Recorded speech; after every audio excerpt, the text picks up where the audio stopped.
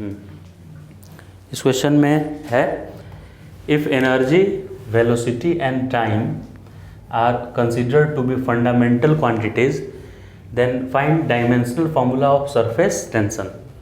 Surface tension का dimension बताना है, लेकिन इस बार ये डायमेंशन MLT नहीं होगा, क्योंकि फंडामेंटल किसको कंसीडर करना है, E, V और T में, और ये डिराइव्ड क्वांटिटी मानना है, राइट। तो कैसे डिराइव करेंगे? सरफेस टेंशन तो पहले पता होना चाहिए कि फोर्स पर यूनिट लेंथ होता है सरफेस टेंशन। तो हम मान लेंगे कि सरफेस टेंशन का डायमेंशन कुछ एनर्जी के टर्म में ऐसा आएगा कि एनर्जी का पावर आ जाएगा x और वेलोसिटी का पावर आ जाएगा y और टाइम का पावर क्या आ जाएगा z। ऐसा मैंने कंसिडर किया, क्योंकि किसी का डायमेंशन लिखना है तो क्या होता है, फंडामेंटल पे कितना पावर लगाया जाएगा उसी को तो डायमेंशन बोलते हैं। तो यहाँ पे फंडामेंटल मुझे एनर्जी, वेलोसिटी और टाइम ही लेना है, तो मुझे यही तो बताना है कि एनर्जी का पावर क्या हो, वेलोसिटी का पावर क्या रखना है और टाइम का पावर क्या रखना है मुझे, राइट, क्योंकि इन तीनों को फंडामेंटल कंसीडर करना है। अब दोनों साइड में डायमेंशन लिखिए सभी क्वांटिटी का। तो इसका डायमेंशन क्या होगा, surface tension by, surface tension क्या होता है, फोर्स बाई लेंथ। तो फोर्स का डायमेंशन होता है सर MLT-2 और लेंथ के लिए L, तो L कैंसिल होके और सरफेस टेंशन का डायमेंशन आ जाएगा MT-2। अब राइट साइड में भी सबका डायमेंशन लिखेंगे। राइट साइड में एनर्जी है, एनर्जी का पावर x, एनर्जी का डायमेंशन होता है ML2T-2 और इसका पावर x है। Velocity to the power y, velocity को लिखते हैं LT, डायमेंशन वेलोसिटी का होता है LT-1 और इसका पावर y। और सबसे लास्ट में है टाइम, डायमेंशन में इसके लिए t लिखा जाता है, T to the power z। अब इन सब का फिर से इसको रीअरेंज करके ऐसे लिखा जा सकता है MT-2 equal to mass to the power, यहाँ x है और इधर नहीं है कहीं, तो mass to the power only x। Length का पावर क्या आएगा 2x, यहाँ पे 1 है और y, तो यहाँ से 2x प्लस y, यहाँ पे लेंथ नहीं है, पावर ऐड हो जाता है, L to the power 2x है ना यहाँ, और यहाँ L to the power y है, तो L का टोटल पावर हो जाएगा 2x प्लस y।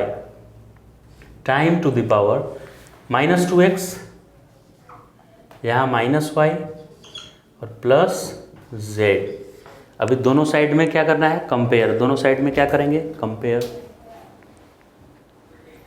इधर लेफ्ट साइड में मास का पावर है 1, इधर मास का पावर है x, तो क्या x ही 1 के इक्वल है, x किसके इक्वल है 1। फिर मास का तो काम हो गया, लेंथ का देखते हैं। इधर लेंथ कुछ है क्या, नहीं है, जबकि इधर लेंथ का पावर है 2x प्लस y। इसका मतलब 2x प्लस y का वैल्यू 0 होना चाहिए, क्योंकि इधर लेंथ है ही नहीं। और x का वैल्यू मैं 1 इसमें सब्स्टिट्यूट कर देता हूँ, तो y का वैल्यू कितना आ जाएगा 2 × 1 और ये माइनस हो जाएगा इधर आके, तो -2 आया। y का वैल्यू क्या आ गया -2। फिर थर्ड इक्वेशन टाइम, इसका पावर लिखा है -2x -y प्लस z, इतना लिखा है ये।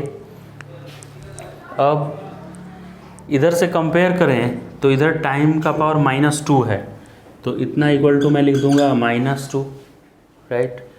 अभी इसमें x और y का वैल्यू पुट कर दीजिए, x यहाँ से 1 और y का वैल्यू -2, तो ये आएगा -2 × 1 माइनस y के जगह पर -2 प्लस z इक्वल टू -2। यह आया -2 minus minus +2 plus z equal to -2, ये कैंसिल हो गया, तो z इक्वल टू आया -2। सर फोर्स का डायमेंशन, हाँ, z का वैल्यू क्या आ गया -2। अब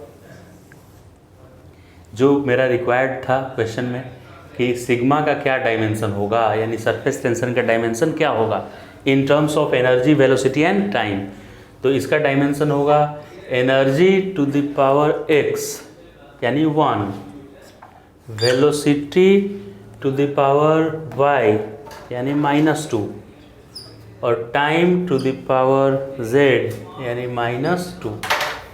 इतना आंसर हो गया इस क्वेश्चन का। यानी सरफेस टेंशन एनर्जी वेलोसिटी और टाइम को फंडामेंटल कंसीडर करने पे सरफेस टेंशन का डायमेंशन आएगा E1 V-2 T-2